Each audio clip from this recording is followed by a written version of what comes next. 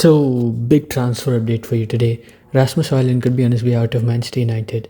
AC Milan have come in with a loan offer and an option to buy. And here's the reality: United are seriously considering it because they need the funds for Carlos Baleba, who Brighton are demanding a massive fee for. Let's break this all down and what it means for Højlund, United, and why this is happening now. Højlund arrived in 2023 as our big striking hope, young, powerful, coming off a good year at Atlanta.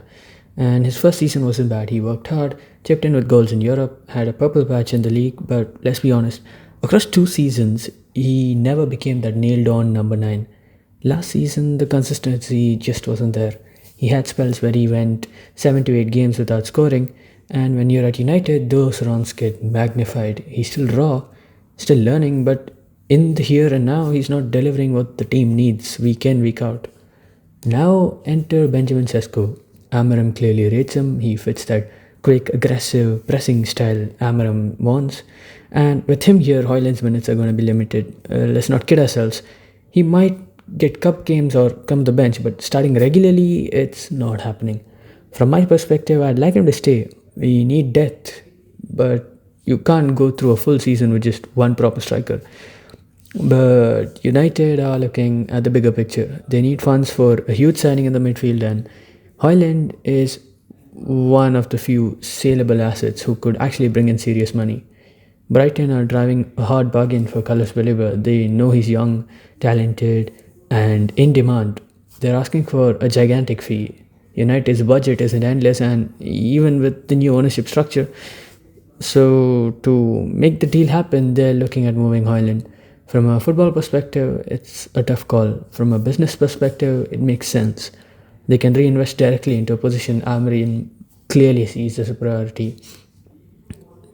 So was Højlund a failure at United?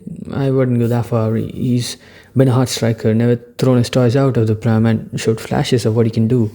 Those Champions League goals last season proved he's got a big game temperament. But for 70 odd million pounds, you want more than flashes. You want reliability, and you want a striker who can hit 20 plus goals a season in all comps.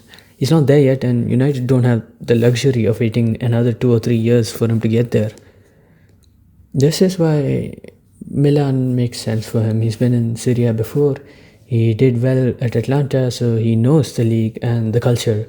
Serie A is slower in tempo, more tactical, more about movement and positioning than relentless pressing. That suits him. In Italy, he'll get more time on the ball and won't be swarmed the second he takes a touch like in the Premier League. And crucially, he'll get regular starts. At Milan, he's not playing second fiddle to a 21-year-old who just arrived for big money. He's got a real shot at being the main man.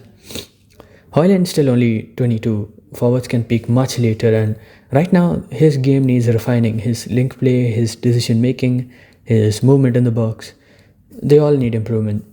Syria is a great place to learn that. You've got coaches who drill players on the fine details every day, and he'll be doing it in an environment where the media pressure is intense in its own way, but not the constant 24/7 spotlight you get in England.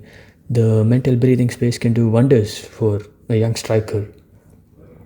So, do I want him to stay? Yeah, I do, but for squad depth, but and for options, because I still think there's a player in there. But I also get why United are doing this. If selling Højlund means we can land Baleba and give Amarim the tools to build the midfield he wants, it's a sacrifice that might pay off in the long run. For Højlund, Milan could be the perfect platform to get his career back on track.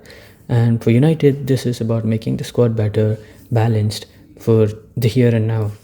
Let me know your thoughts. Are United right to cash in, or should we keep him and risk missing out on Baleba?